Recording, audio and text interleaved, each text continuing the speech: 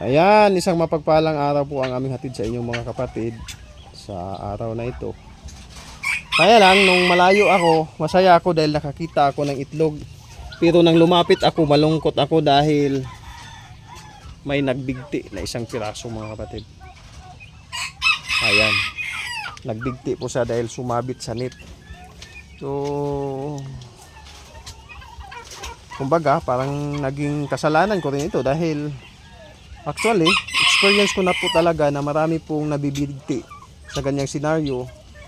Maging sa ganitong senaryo lang mga kapatid, papakita ko po yung example sa inyo. Maging kahit ganito lang Ito, kapag kanila po itong tinuka-tuka, kinain, nasasabit yung kanilang dila, tapos iikot yung kanilang ulo, nabibigti po yan.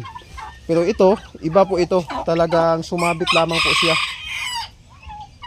Ayan, patay.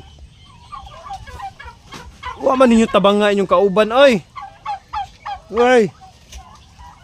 So, sa mga magsisimula pa lamang po dyan, itong pagkukulang ko po is parang maging aral po ito sa ating lahat. Kita nyo naman, yan kasi yung kanilang ginagawa mga kapatid. Ayan. Minsan, dahil sa ganyang sitwasyon na pagtuka-tuka nila, ito, sasabit po ito sa kanilang dila. Tapos, pag sumabit, pak, gaganon yung kanilang liig.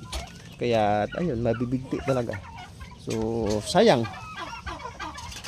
wala na yan, hindi na yan mapapakinabangan at hindi na yan pwedeng kainin dahil bawal po yan nakainin yung mga hayop na nabigti.